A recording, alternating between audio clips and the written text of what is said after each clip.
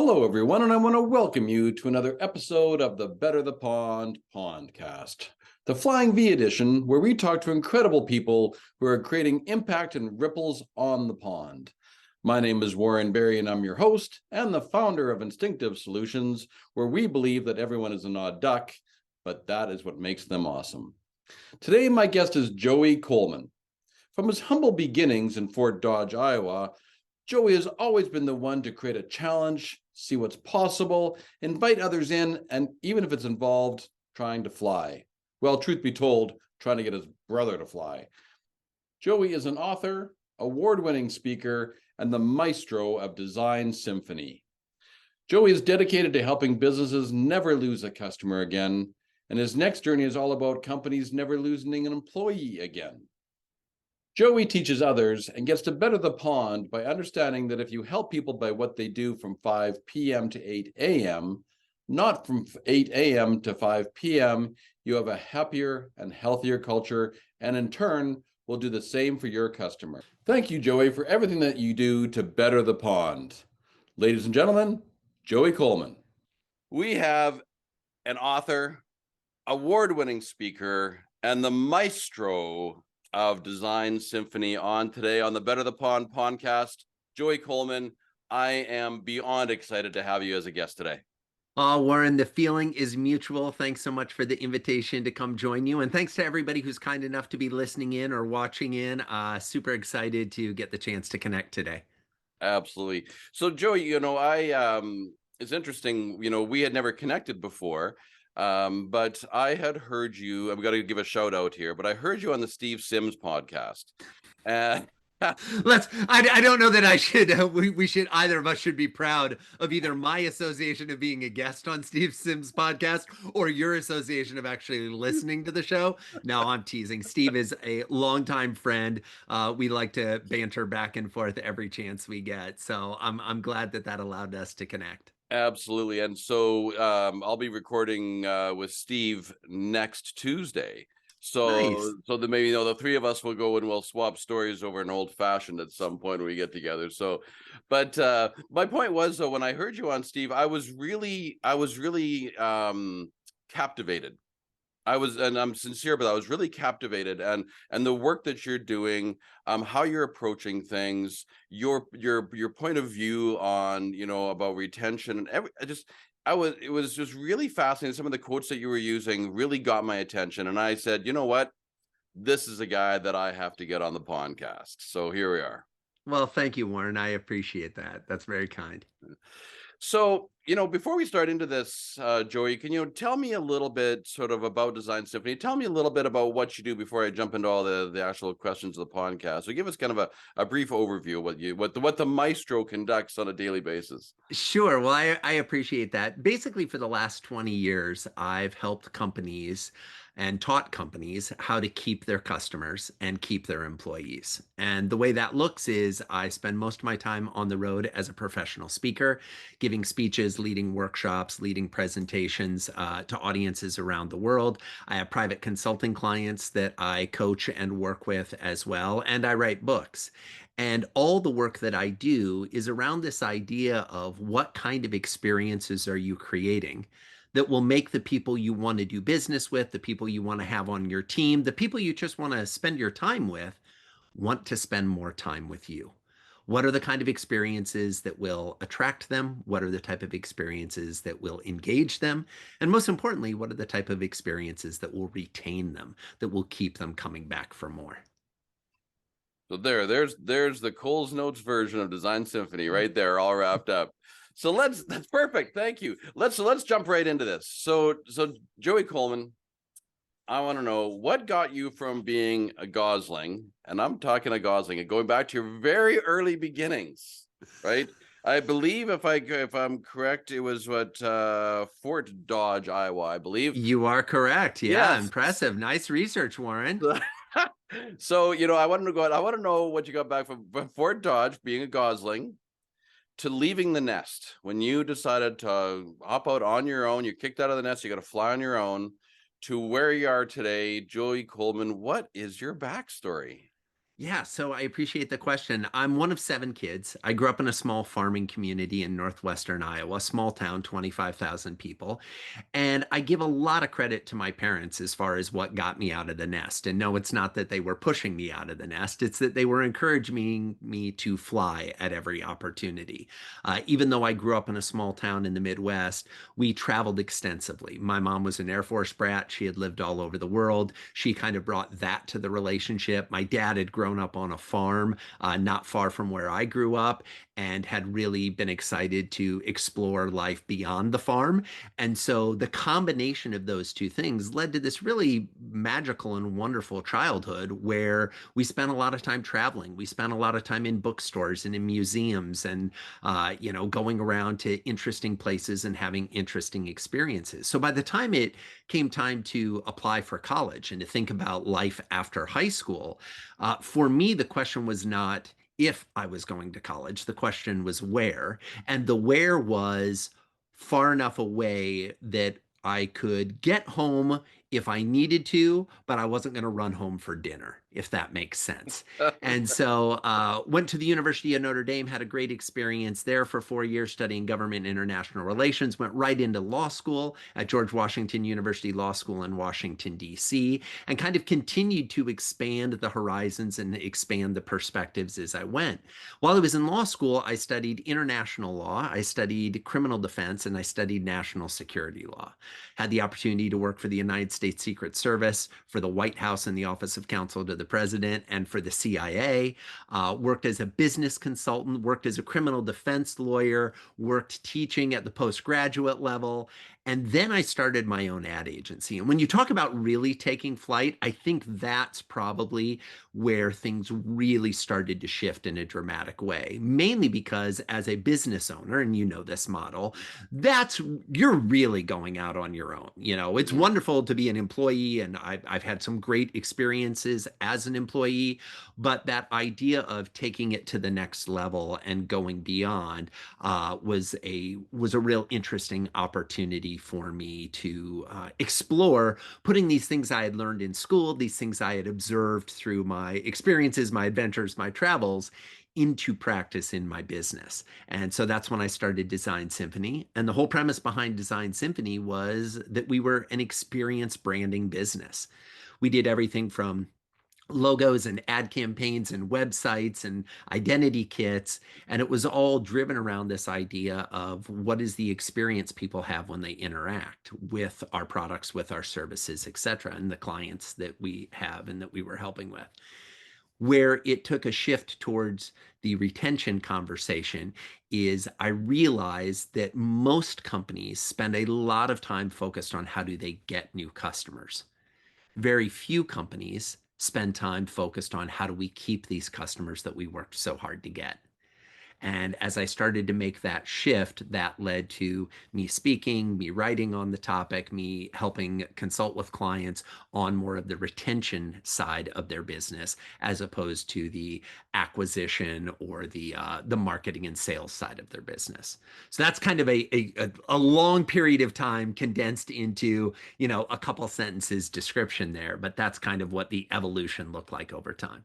All right, so I have to take you. I have to take you back, Joey. Sure. I'm going to take you back. I can take you right back to the nest again. So you're one of 7 in the family. Yes. And where are you positioned in the 7? So I mean, this was definitely Irish Catholic, right? So we know that.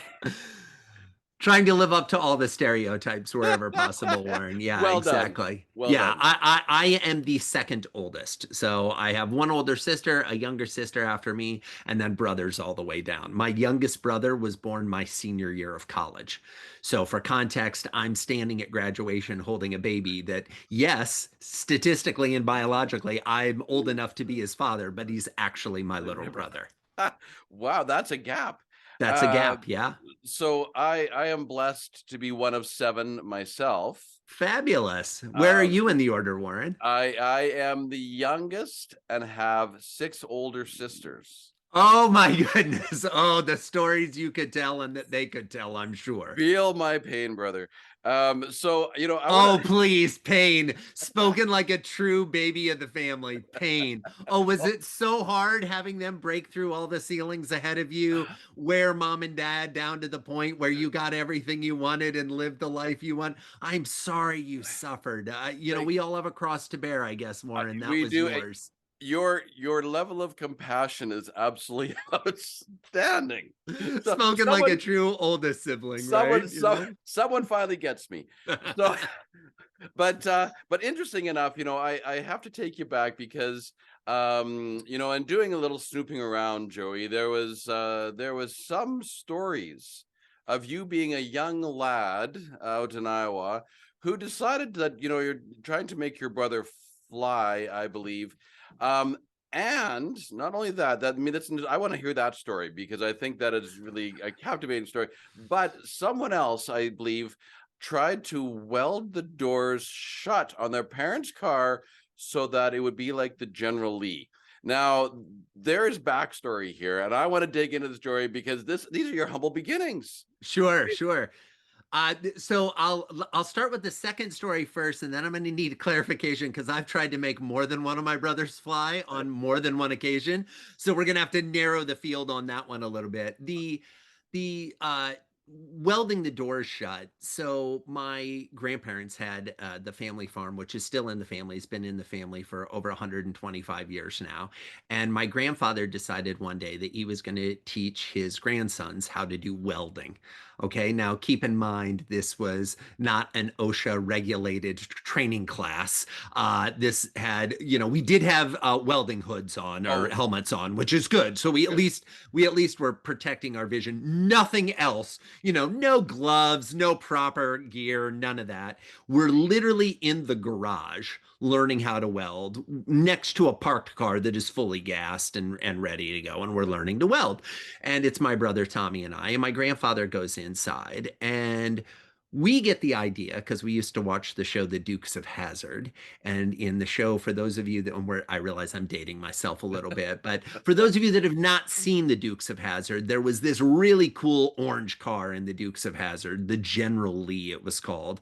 This was much more socially acceptable, I think, in the 70s and 80s than it would be today. But the thing about the General Lee is they had welded the doors shut so that when they were going over jumps and driving crazy, the doors didn't swing open and people would fly out. So we thought it would be a great idea to weld the doors shut on my dad's Buick convertible because we always used to like to jump in anyway. And so we thought, well, if we welded the doors shut, then we'd have to jump in. There'd be no excuse. And needless to say, we had just gotten the torch kind of sparked and were ready to start welding when the door opened up. My dad saw what we were doing, and regrettably, it just oh. lived as a vision of what could have been, as opposed to actually getting the doors welded.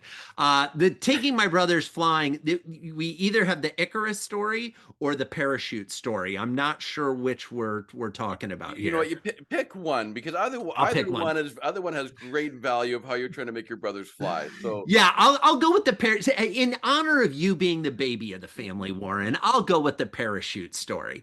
So we had come across a parachute slash paraglider setup that we had, and we thought it would be really fun to use this. Now, if you've ever seen paragliding, it normally happens in more mountainous regions where you can kind of catch the thermals coming off and ride and glide and fly along. Well, being in Iowa, where we grew up, let's just say topography in Iowa are antonyms. They are not necessarily at all associated. So we're trying to figure out how are we going to get this thing up in the air? We knew once we got it in the air, we could have some fun with it. So my brothers and I were outside. We've got some four-wheelers, and we realized that my youngest brother, who at the time was probably, I don't know, 5 or 6, is the lightest. So it's going to be easiest to get the lightest brother up in the air. So we put him in the rig, and we have two brothers stand holding him on the back of the four-wheeler, one brother driving. And we're trying to drive fast enough to inflate the canopy behind to lift him off. Well, needless to say, the laws of aerodynamics and physics were not working as well as we might have hoped. We spent a lot of time basically throwing him off the back of the four-wheeler, hoping that he would fly, and gravity being more in control of the conversation than not. Luckily, this is one of those projects that we started about 20 minutes before sundown. So Wow. nature caught up quickly before we dragged him behind the four-wheeler too many times. But yes, when you're growing up in a rural community and there aren't, necessarily go to the movie theater or go to the amusement park, you make your own fun and entertainment. There was no stops by the ER or any kind of sort of medical services post activity. That day, no. Okay. Many, many other days, yes. The top record in the family again goes to that younger brother who ended up receiving staples in the back of his head one day and stitches in his chin the next day.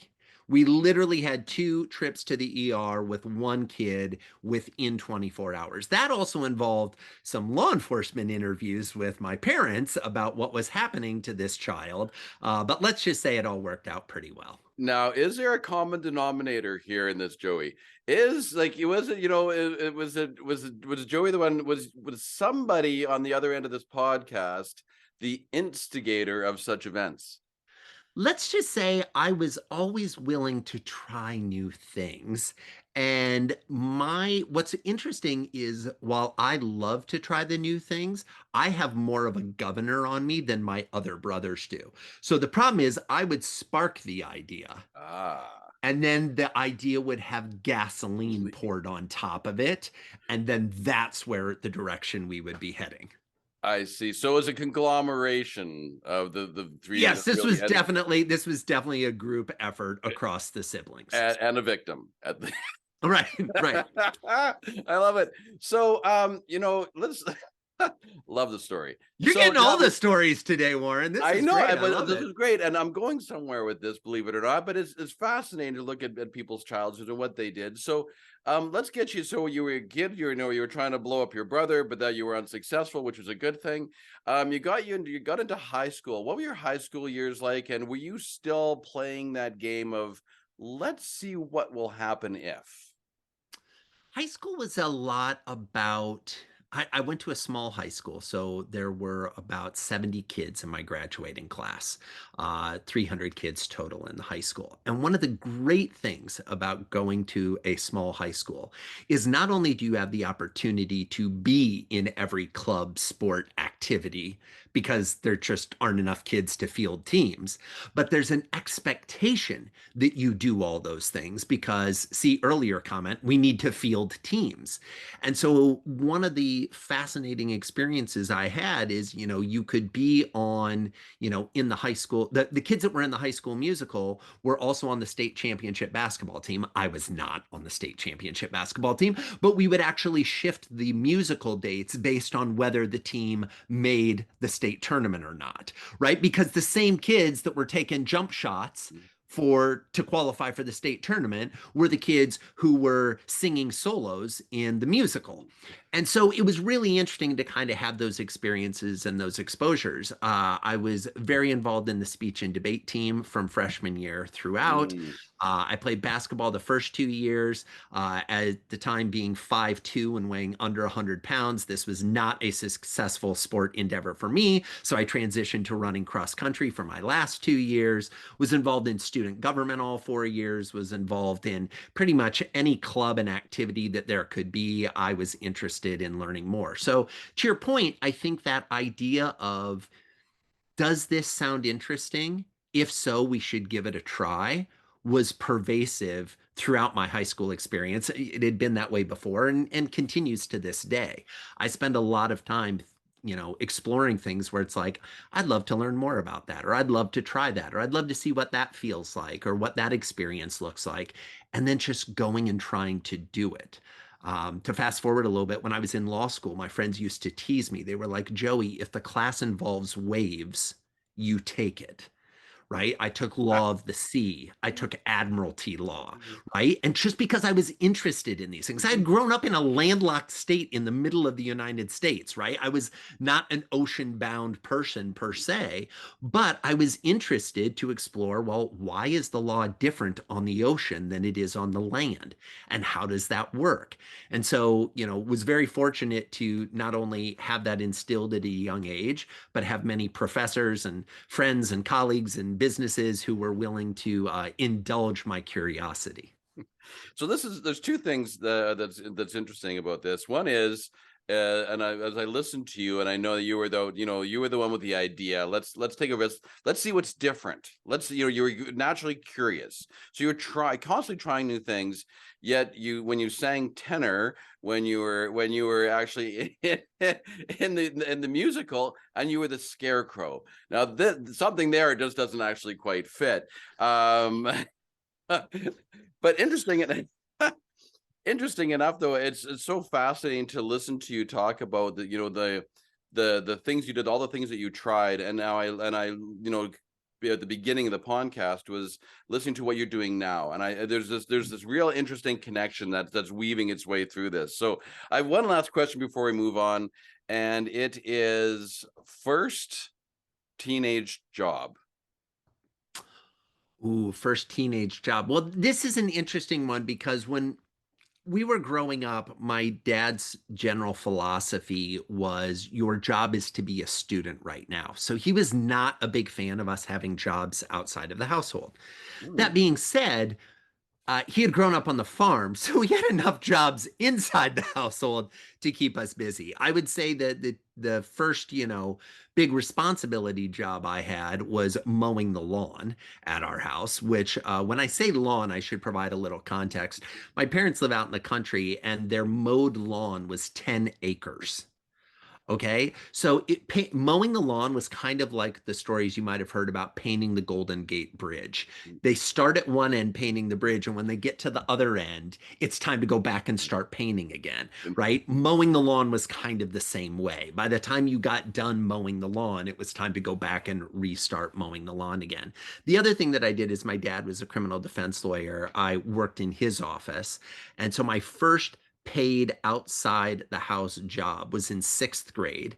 I was paid to be a federal court courier, which is basically the guy who carries the copies back and forth between the copy machine and the courthouse for a federal case that my dad was working on. So I was the one who would kind of, oh, all the lawyers in the case, there were multiple lawyers involved. All the lawyers need a copy of this. Great. I'll take it, run over, make copies, come back and deliver it. And I had my little briefcase, and, I put a handcuff on it. So it seemed like really secure documents going back and forth. And yeah, that was my first earned paycheck job. Right. So already, into law at the age of 6. At the Wow. ages, yeah, sixth grade, I was into it early, and building Lego dioramas of car accidents for my dad and crime scenes and things like that. So yeah, that was the family business, the law business. Perfect. And so as you were talking, I was one more question when I move on. And you said about being a litigator, and I could actually, your litigations must have been theatrics. I mean, that would have been absolutely amazing. But well, where'd you go? I'm really fascinated in going from law and litigation, right, which is typically a career move, like long-term career move. Um, Sure.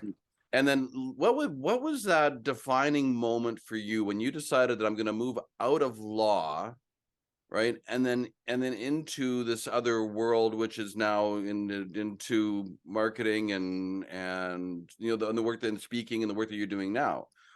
What was that moment that you decided that you changed your mind?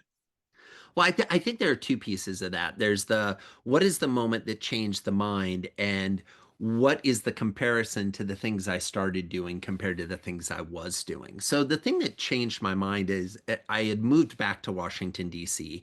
This was now my third time living in Washington, D.C. And I'd already taken multiple bar exams, and I wasn't super excited about taking another one. And so I would have had to take another bar exam to be barred to practice law in the DC metro area. And I just really wasn't feeling that. I'd enjoyed being a lawyer, but I feel like I had done a lot of the things that I wanted to do as a lawyer. You mentioned litigating. I mean, when I was practicing law in Iowa, I was in the courtroom 4 days out of the week. It was exciting. It was fun. We were doing jury trials. It was, a lot of high stakes, high drama, high theatrics environment. Most of the law firms in DC, if you were a lawyer in that firm, you might get into the courtroom once every 2 or 3 years, not Oh. 2 or 3 times a week. And so as I looked at that, I was like, the thing that everybody is here trying to do and trying to accomplish in a couple years, I've already done. And to be very clear, I don't say that from a place of ego, Hmm. but to me, the exciting part of being a lawyer was being in the courtroom in front of a jury. Hmm. And so when I realized that I wasn't going to be able to really live the part of the law that I was most excited about, it was time to consider something else. And I had all these opinions about how businesses should be run. And I thought, well, maybe I should put my money where my mouth is and try to start one. And that's when I started Design Symphony. Now, to go to the second part of the answer, this kind of like the juxtaposition between being a criminal defense lawyer or working in the intelligence community or being a professor or being a Fortune 500, sales consultant, all things that I had done before I started my company. The way you succeeded in all of those jobs was to have a keen understanding of the human condition. Why do people do the things they do? Hmm. And what can we do to convince, persuade, encourage them to do something different? Maybe even something that they're not necessarily predisposed to do. So, in front of a jury, how can I convince them to find my guy not guilty? In a Fortune 500 consulting environment, how can I convince them to sign up for this membership and to join us and to pay to be part of our think tank? As a professor, how can I convince my students to actually do the homework? All of these jobs were about convincing, persuading, encouraging. That's all I do every day now. It's just the stakes are a little different. If I Hmm. misspeak on stage right now, sure, I, maybe don't deliver the exact experience that I want for my audience, but no one goes to prison for the rest of their life. Right? The stakes are much lower. And not to say that I don't put a high degree of value on the experience I'm trying to create for the audience, but people ask me all the time. They're like, Joey, do you get stage fright and are you nervous to speak? And I'm like, yeah, any speaker who tells you they don't get nervous about a speech lies about other things too. Yes. That's fine. But to me, the stakes we're playing a very, very different game now, Hmm. and the consequences are very different. So for me, it's just fun. I mean, it was always fun, but now every aspect of it is fun. So in saying that, you said when you got into DC and doing law there, could you sort of look into the future and say, I can't see this as being fun anymore? Or what I was, what I'm reading between the lines is I couldn't really be myself in that role for the long term. So therefore I had to shift gears and into something that you became more you. Yeah, I think it wasn't necessarily me being afraid that I wouldn't be able to be me, but the way that I wanted to play the game, Hmm. i.e., being in the courtroom, Yeah. trying cases. Yeah.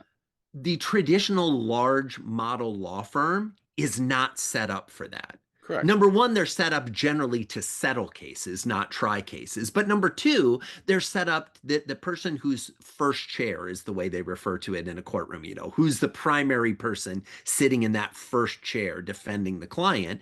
That is usually reserved for somebody in their 50s or 60s who, has been trying cases and, been a lawyer for 20 or 30 years. Hmm. I was in my 20s. And I was like, I want that chair, not from a place of ego Yeah. of I deserve this chair more than others, but from a place of I know how exciting that chair is. I want to get back into that chair. And I'm looking at a timeline that it's going to be a good decade before I'm in that chair. Right. At best a decade, probably two decades. And I was just like, this is not a wise choice. I don't need instant gratification, but I'd like a payoff that comes faster than 20 years from now, Yes. if at all possible. Fair. There's enough areas of our life where the payoff is much later, i.e., being a parent, for example, is one. Yes. But in my work life, I was looking for a little bit quicker return on investment. Fair enough. I'm gonna probably come right back around. I think it's a really important point. So, but I'm gonna be a good steward of time. And so again, my next question for you is, what is the biggest thing or the greatest thing that's happened to you that has ruffled your feathers? Oh. It's really ruffled your I, feathers. I don't think we have enough time for all the answers that I could give, Warren. But I you have to mean, get this. what comes to mind, and then and so the question is, what was the greatest thing that's ruffled your feathers, and how did you respond to it? All right, this is a story I don't normally tell to anybody that isn't close family and friends, but in the spirit of your generous questioning, I will go ahead and I share am it, I am honored. especially since we shared a little bit of context for high school. So when I was in high school, every year they presented an award to the senior boy who was most representative of everything that the school was hoping and trying to teach. To qualify for this award, you had to be a good student, you had to be a good athlete, you had to be a good citizen. And the way they define this is good student, hey, are you doing well and getting good grades? But no specific criteria. Good citizen, hey, are you giving back to the community? Are you involved in activities? Are you doing things? But no specific criteria per se. And good athlete will define as you've earned at least one varsity letter. That's how there was a criteria for the athlete portion. So my senior year, I in the fall earn my varsity letter for running cross country. I finally, 4 years in, get the varsity letter. So by my math, this goal of trying to win this award is now attainable. I'd been doing all the things academically. I don't say this from a place of ego, but I was really focused on being a student. So I was a straight A student. I was involved in all these clubs. I was class president freshman, sophomore, junior year. I was student council president senior year. I'd been involved in, the speech and debate team. I was a national qualified speaker and debater, both junior and senior year. So I'd pulled in some hardware, right? I'd made some accomplishments. I'd had some success markers. I didn't even get nominated for the award, let alone win it. Now, Warren, I got to tell you, at the time, this was by far the biggest setback I had ever experienced in my life. I had spent 4 years focused on trying to achieve this goal. Hmm. And not only did I not achieve the goal of winning the award, I wasn't even one of the 5 nominees for the award. This was devastating. And as one might imagine, my initial reaction was all of this time, all of this effort, all of these things I worked on and focused on and stayed up late for and worked weekends for and gave up parts of summers for, it just wasn't worth it. But the more I sat with that and the more that age kind of gives us perspective, I realized that doing anything for the award or the recognition or the certificate or the trophy is a fool's errand. Hmm. What I did is I laid the foundation during that time of learning, of exploring, of trying new things that has stuck with me since. And I think my big takeaways were twofold.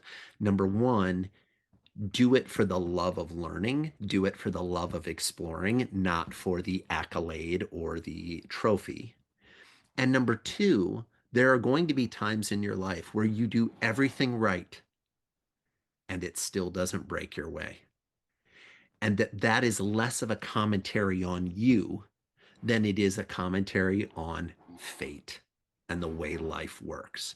And so to learn that at 18, while still, for lack of a better way of putting it, or to use your analogy, in the comfort of the nest, was a really good time and place to learn it, even though it was a hard lesson to learn, the consequences were not that great in terms of, this isn't something where I tried something and lost a limb, or, I tried something and went bankrupt, or I tried something and ended up in prison or jail. This was, hey, I tried to get an award and I didn't get the award I wanted. So that's the one that comes to mind. So that's a fantastic story. I mean, I could feel you actually as you're talking about it. Um, how long did it take you by the time you flipped your thinking from, it's so funny because we all you worked so hard for the external accolade, right? And when we didn't get the external, we looked at it as a failure. And I'm trying to paraphrase you, but I'm, looking at this and saying, we Yeah, look at it as a failure because it's absolutely. right. And we never stopped long enough to look at it as the internal gain of what we gain from the situation in and of itself. So my question is, how long did it take you to sort of shift your thinking from, this was a waste of time, I can't believe I'd worked this hard, I didn't get what I wanted, into this was a gift that I learned along the way and learned to enjoy and appreciate? Let's just say my appreciation of the gift increases each year. Oh, so it's a continuous payback.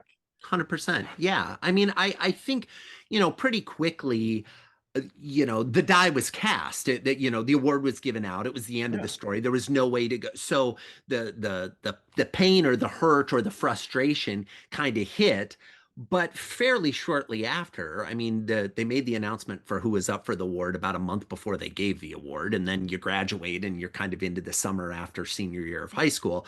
Pretty quickly, the rawness of the pain dissipated.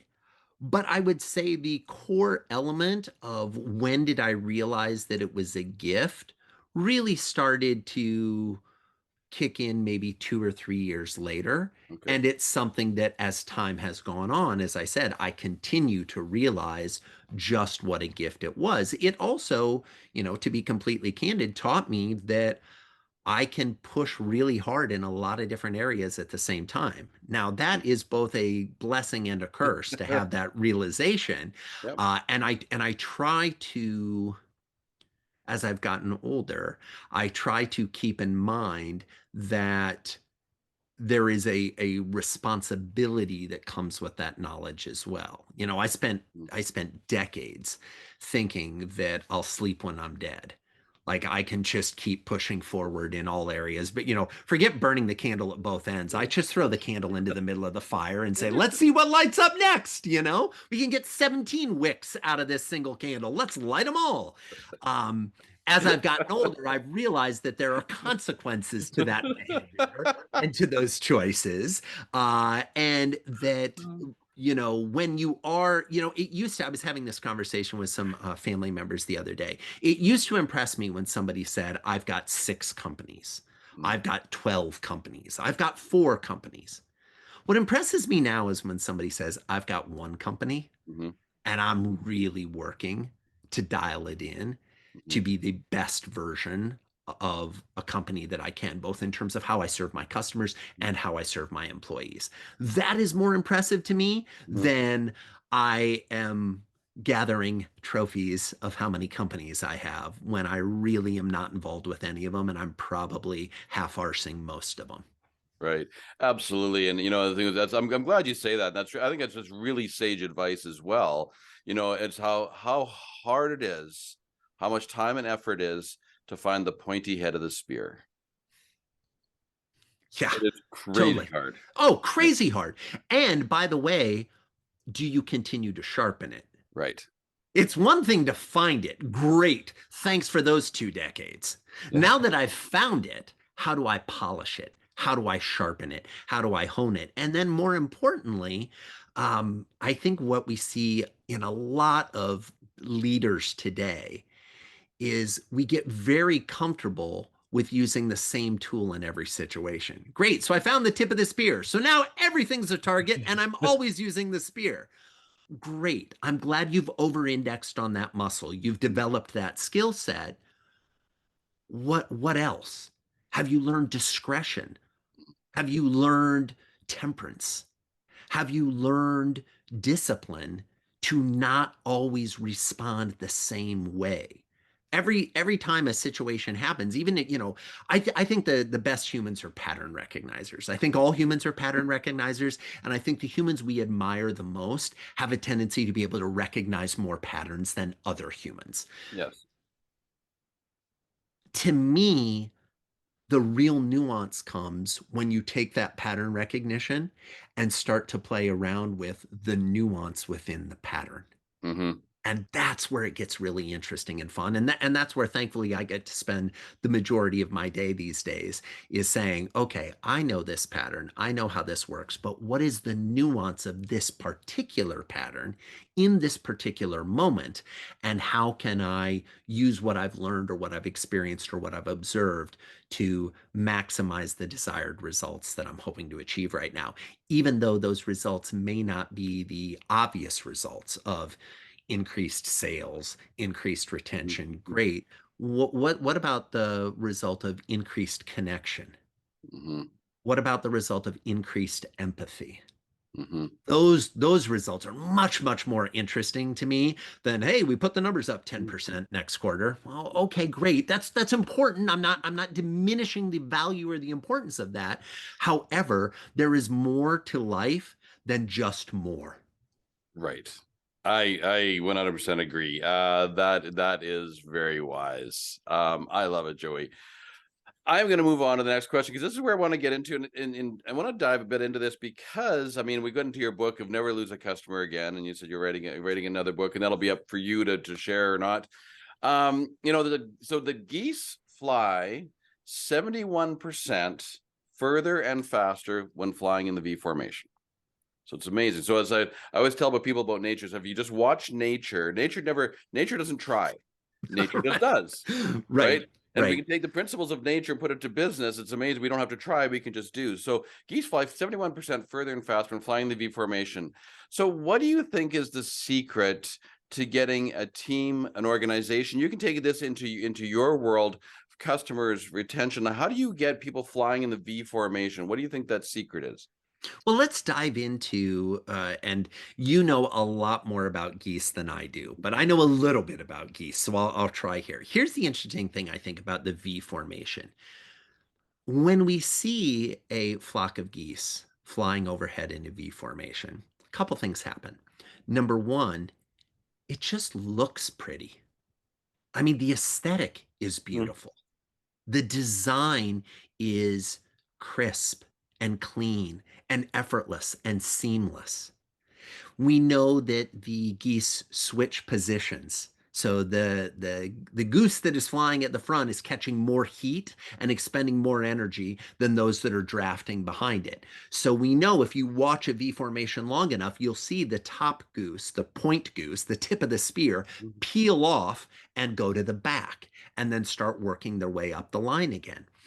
And the other thing we see, I think, when we observe geese in a V formation is that everyone knows their role and everybody is working to be in alignment and be consistent with everyone else in the V. Now, how does this translate to business? Well, I think number one, the person who's the leader is usually catching the most heat. mhm. They're usually having to push through and fight hardest. It doesn't work to have that person be in that role all day, every day. We have to create recovery time. We have to create time for them to let other people on the team step forward and lead, even if it's leading in a meeting or leading in a pitch. Let other people on the team step forward. Number two, let's be really clear of what our role and responsibility is. Are we all in alignment? Does everybody understand the end goal where we're focused on? Or are we just blindly following the tail feathers in front of us? No, hopefully we have an idea of what the destination is we're moving towards so that we can move in concert towards that. And then I think when you get those things happening, when people are clear about their roles, their responsibilities, the requirements of the job, the things they need to do, it becomes much easier to get alignment. it becomes much easier to get something that is seamless, that is consistent. And when we stand back and look at it, that's when it looks aesthetically pleasing. That's when it looks beautiful, when it just cuts through the air and gets the job done. You're going to be my new Flying V spokesman, Joey. What's really interesting, and I want to add this, and I want to dive into it a little bit more, but it's interesting when geese fly in the V formation, right? What's interesting is they can all see where they're going. Right, each goose has a clear view, so that's why they don't get lost. And so, if as an organization, as a company, as a mission, whatever the case we are trying to accomplish, if it is not communicated clearly across the flock, then and then otherwise people get lost. So when it is clearly defined of what is our purpose, what is our goal, where are we going to, what is our golden pond, as I call it, right? Is everyone can see. And everyone, everybody's, that's why it's all in line, because everyone has a clear vision of what we're actually trying to accomplish. Absolutely. So Absolutely. I want to throw this a little bit to you, Joey, because I really want to. I'm interested and fascinated. I think my listeners are too, of the work that you do, and saying, and trying to never lose a customer again. And when you're talking, we talked earlier. My big rant for the last 6 to 8 months is like retention, and you're obviously that's your world as well. So taking this metaphor, how could you weave a bit of this metaphor or into even your own language, Joey? What do you do that helps organizations retain customers and retain their people? Now, I know you're going on the people side. So what is a bit of your sort of secret sauce, shall we say, to make that happen for organizations? Well, you mentioned earlier that other book I'm working on, which my next book comes out in June of 2023, and it's called Never Lose an Employee Again. So I see customer experience and employee experience as two sides of the same coin. As you improve one, you necessarily improve the other. Mm-hmm. Happier customers makes for happier employees. By the Mm-hmm. way, happier employees results in happier customers. These things work together. Now, if you walk into a business and the employees hate being there, they're miserable to deal with, you're not coming back. Even if you walked in feeling good and happy and excited yourself, we catch on to the infection of negativity and we get dragged down with it. I would say that what I'm trying to do in terms of, the ripples I'm creating, or to better the pond, if you will, with this work, is to make folks aware of the responsibility of retention. See, I think there's the goal of retention that can certainly have financial goals and stability goals, but there's a responsibility for retention as well. And what I mean by that is, if you're going to invite someone into the fold, if you're going to say to someone, come fly in my V formation, you're going to say to someone, come be a customer of my business. I believe we have a responsibility to not only deliver on the promise that we made of, hey, my product will help you do XYZ, my service will help you solve for this problem, but I think we have a responsibility to continue to provide value to that person beyond the transactional purchase that first brought them in the door. So this is around creating community. This is around showing compassion. This is around, creating the type of environment or space where we can be responsive to our customers and our employees' needs. I was involved in a conversation not too long ago with a bunch of CEOs.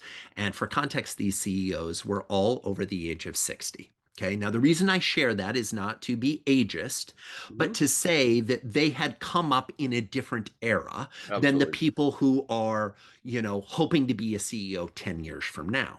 Correct. And one of the CEOs was lamenting that when he was coming up, you just went to work, did your job, got your paycheck, and that's it. Mm-hmm. And now his employees are expecting him to take a stand on important issues of the day, are expecting him to create an environment at work where their growth and development is being fostered, create psychological safety in the workplace for their ideas and for their options. Now, I understand there may be some people listening going, oh, yeah, this is the problem with millennials today. No, folks, this isn't millennials. Look at the research. This is employees in 2022 and Mm-hmm. 2023. This is the expectation increasingly across all demographics. Why? Because we have realized that the emperor has no clothes. The curtain has been pulled back. For years, business leaders and organizations have done everything they can to milk every ounce of productivity out of an employee with very little consideration for the long-term cost. Why? Because if we milk everything out of this employee and we bleed them dry, don't worry, we can backfill and replace them with someone else. Right. I'm sorry. That attitude, that belief system has caught up. And now what we're realizing is employees are coming in saying, look, I'm willing to do an honest day's work for an honest wage. But if you want me to go beyond the honest day's work, we have to talk not only about a different wage, but we have to talk about the other aspects of my life that I am sacrificing to be able to give you this level of performance and commitment during the workday, or on my vacation, or on my weekend, or when I'm supposed to be at my kid's Christmas concert and instead I'm texting with my boss, who suddenly acts like this proposal getting in is more important than the memory that I'm trying to make while watching my kid have the solo in the Christmas program. The point I'm trying to make here is we have a responsibility as leaders to do a better job of caring for every aspect of the humans we interact with, whether those are customers or employees or the stranger we meet on the street. Part of the reason why I think most people are frustrated with the state of affairs on the planet today is they feel like people just don't care. They feel like the person flipping their burger doesn't care to give them a quality burger. They feel like the person answering the phone call on the call center is just trying to get off and get on to the next call. They feel like the consultant they hired isn't being responsive and delivering on the things that they promised. There is an opportunity to show more care, and as a result, earn more coin, have more consistency, have more just possibility and opportunity if we're willing to make those type of shifts. It was a great line that I just thought of as you were speaking was, people don't care how much you know until they know how much you care. Absolutely. Absolutely. And I think, we business leaders, businesses, our society in general made this bed that we're now sleeping in, Mhm. right? With things like, oh, it's business, it's not personal. And oh, there's no crying at work. And oh, that's your personal life. You need to handle that outside of the office. I'm sorry. Do you expect me to check my emails at night when I'm at home and on the weekend? Do you expect my email to be on my phone so that as alerts come in? Do you expect me to go above and beyond? Most employers would say, yes, that's what we want. That's what our top employees do. Awesome. What is the reciprocal action that you are doing for them? Are you going to your employees and saying, hey, it's December. There's almost every school in the United States, in Canada, in the world, has some type of end of year Christmas program, solstice program, holiday program, fill in the blank, some type of school program. Are you going to your employees and saying, hey, when is that? And let's make sure that that's on our schedules as an organization. Let's make sure that you're able to go make that memory. Does your office really need to be open between December 23rd and January 2nd? Probably not. Unless your office is an ER, a fire department, a police station, maybe road crews, snow removal, stuff like that. The bulk of B2B businesses, just stop it. Stop it. Shut down, give your people the time off. Don't make them take vacation. You want to give the best gift you could give to your employees. Pro tip, here, we're recording this at the beginning of December. Pro tip, here's what you could do. Go to every one of your employees and say, guess what? We're shutting down the office for the week around Christmas and New Year's. And if you are not celebrating Christmas, that's fine, no problem. We're still shutting down. You still get the time off. No one has to take vacation. No one's being docked pay. This is time off for good behavior. This is a reward for putting in a fantastic year. And by the way, if you've had a year that hasn't been that fantastic, this is a reward for slogging through a year that hasn't been that fantastic. You still give the time off. That's how you create long-term raving fans. You acknowledge their life that is, here's the thing. Most businesses are really focused on what happens between 9 a.m. and 5 p.m. Hmm. You want to shift your approach to employee retention? Start paying more attention to what happens in your employee's life between 5 p.m. and 9 a.m. Make that shift. You solve almost all of your retention problems overnight. If you just look and say, what is happening in their life between 5 p.m. and 9 a.m. that I can bring to bear resources, ideas, opportunities, time off, increased pay, increased support, whatever it may be, to help them navigate those aspects of their life. It'll change the conversation forever. I love it. I love it. That is absolutely fantastic. And I agree wholeheartedly with you, Joey, on that. When I'm working with CEOs, working with companies, and people say, well, that's my personal life and that's my business life. And they try to separate these things. And I'm like, what I tell them is you take yourself with you wherever you go. And right. And you are one person and this is your life. This is there. You don't have two separate lives. This is one life. And then, and as leaders, I agree with you of really understanding who they are as a person and celebrate that.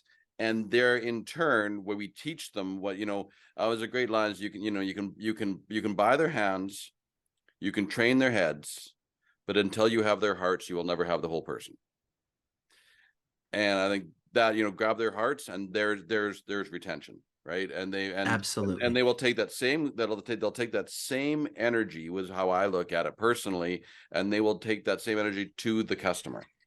Yes, absolutely. And not only is that how you look at it, Warren, and that's how I look at it, that's what the research shows consistently across all industries globally. The higher the level of employee satisfaction, the higher the level of customer satisfaction.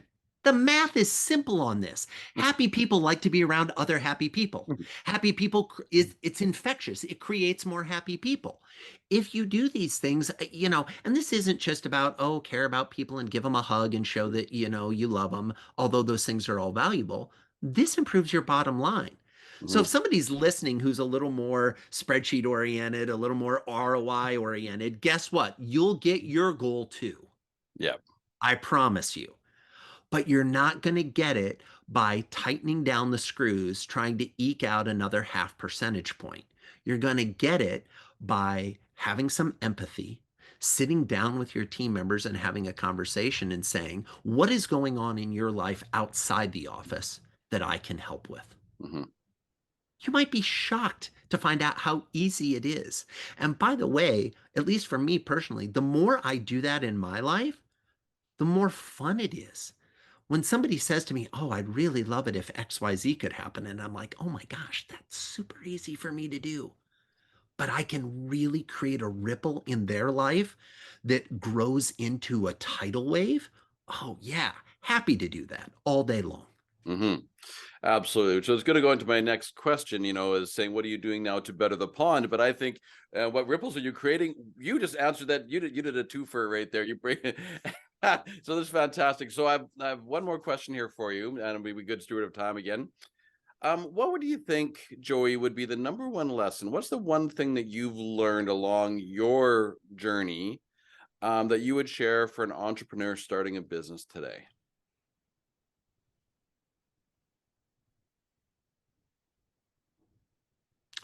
I was at an event years ago and Tony Robbins said something that really stuck with me. And so I'll attribute the quote to him, but I'm not sure if he was the one who originally said it, but he's certainly the first one that said it, that I heard it from. And that is that we greatly overestimate what we can do in a year and greatly underestimate what we can do in a decade. For most people starting their businesses today, I think, and I was certainly guilty of this, we are so focused on how do I pay this month's bills? How do I keep the lights on this quarter? How do I hit my goals for this year? And we push towards things that are much more finite in their timelines, that are much shorter in their timelines, instead of pulling back and looking at what is the long-term goal that I should have. I had the chance, I gave my last speech of the year over in the Philippines, and on my way back, I had an extended layover in Seoul, South Korea. And I went into the city and I went to one of their palaces, one of the historical palaces. And this palace is hundreds and hundreds and hundreds of years old. And it still looks amazing and beautiful. And the things that they had paid attention to 400 years ago were still valuable today. I think the opportunity for someone starting a business is to say, where do you want to be in a decade? And backtrack from that instead of where do you want to be next year? And when we start to think of things in terms of a decade, you can have a year or two or three or four or maybe even six that don't go your way and still hit your decade goal. I think we could do a better job of thinking about longer timelines. That's the advice I'd give. Love it. I love it. That you like you're the sage goose on the pond. Okay. One last, I kind of, I didn't lie to you, but I did have one last question. Then we'll wrap this up. So here is the question for you, Joey: is if you were standing on top of a mountain and the whole world was intently listening to you, what would you say?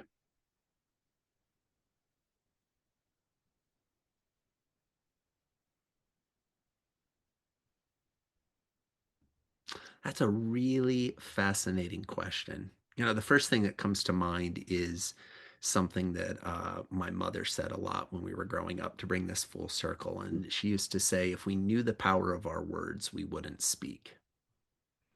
Kind of interesting advice for somebody who's a professional speaker and spends most all days talking.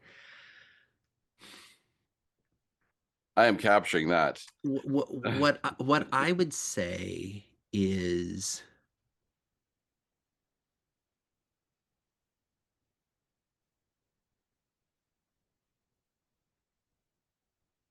be gentle with yourself.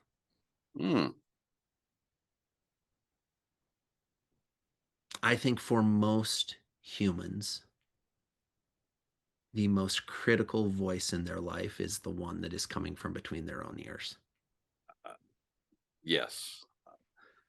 And I think we say things to ourselves that if we observed a third party saying these to our spouse, our child, our parent, our sibling, our loved one, we would lose our minds. We would become aggressively violent to stop them from speaking that way. And yet, we think nothing of speaking that way to ourselves. And so I think what I would say is be gentle with yourself, because the more we hone our ability to be gentle with ourselves and to be compassionate to ourselves and to be kind to ourselves, I think it builds a muscle that makes it easier to do that with other people. Absolutely. Yeah, you have to do it yourself first. So, yeah, one of my favorite lines of all time is "Don't believe everything you think." So true. So true. So true. I talk about that regularly when people talk about politics and they're like, well, who are you supporting? And I'm like, I don't believe everything I think. Yeah. So how do you expect me to find a candidate that I believe everything they think? It's not going to happen, right? So find a person who you think has the right intention behind it. Right. Find the person who you think is curious. Find the person who you think is willing. One of the biggest, at the risk of going on a political rant, one of the biggest mistakes I think we've made in politics in the last 50 years is to call out people as being flip-floppers. Oh, well, your position used to be this and now it's this. Well, I should hope so. I should hope that with time, with experience, with age, with maybe a little bit of wisdom, a little bit of water under the bridge, you've come to realize that the perspectives you held when you were young, and I'll define young as any time before today, might not be as fully nuanced, as fully developed, as fully comprehensive, as fully empathetic as the views that hopefully you're holding now and or tomorrow. And so let's maybe create a little more space for that Hmm. and space for people to say, yeah, I was an idiot. I mean, we were talking earlier, you brought up the General Lee. Hmm. My first thought when you said that is, oh my gosh, I would never want anyone in who's listening or watching to think that I was a fan of the things that General Lee did in the United States history. Mm. Because Right. there were a lot of things that happened that were just horrible, horrible. Right. But the reality is, that wasn't the part of the show that I was interested in. But the fact of the matter is, the car had a Confederate flag on the top of it, and that just doesn't work. That doesn't work. As a kid, I didn't understand what that flag meant. As an Right. adult, I do. That Right. doesn't work.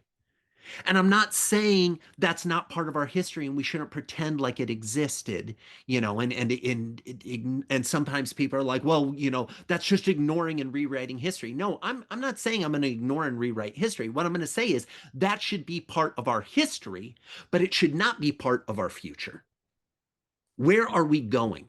Are we Right. trying to be better? Are we trying to say, like, hey, things I've done in the past? Yeah, I've made plenty of mistakes. Oh my goodness. I could catalog in volumes the number of mistakes I've made, the things I've done wrong. But the question is, am I planning to repeat those going forward? Or am I planning to try to be better? Right. I'm trying to be better.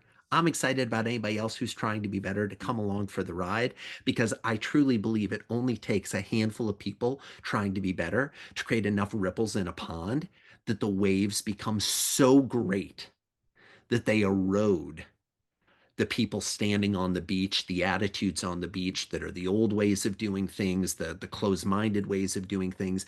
We can, with just small pond drops, pebbles Hmm. dropping in the middle of the pond, create a wave effect that can actually effectuate that change. Absolutely. Yes, I totally agree. And one thing I was just going to add to this, there's absolutely nothing wrong with failing forward. And you fail, you make your mistake, you learn from it, you don't repeat it, and you get better. And then you fail and you get better, and you fail and you get better. We've learned from our past. It's there to teach us something. So Should at least. good, We should. should. One Sorry. hopes that we do. Okay. Thank you. All right, bring it back around. All right. You know what? I really want to thank you, Joey, and I want to thank you for sharing your stories. And the one, of course, you said you don't share very often, so I'm honored that you were vulnerable enough to open up. I'm so happy that your mom, was an Air Force brat and taught you the fact of like travel and take chances and take risks. Right, your dad was the one he seemed to be the voice of reason to kind of bring you back. And Oh well, that's tough. If they're listening in now, anyone that actually knows my parents, mom was actually more the voice of reason than dad. But I appreciate oh. what you're saying. I appreciate what you're saying.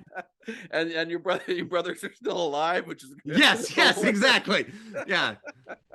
No But siblings were permanently scarred, or well, let me rephrase that. No siblings were permanently maimed in the any of the stories. There are plenty of scars to uh, associated with the stories.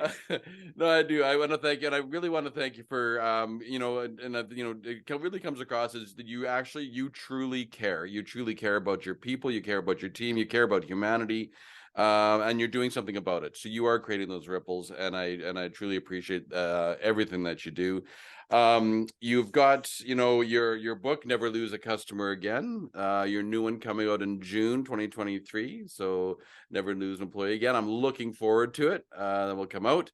And yeah, thank you for everything that you're doing to better the pond. It was so great to have you today. Oh, thanks, Warren. I so appreciate it. And thanks to everybody who was kind enough to listen in today. I hope you enjoyed the conversation as much as I enjoyed Warren's questions and conversation as well. All right, there you have it, folks. It was a great time here today with Joey Coleman. This is Warren Barry, and I'm flocking off to take you beyond the pond, to better the pond, because we're better together. Thank you, Joey.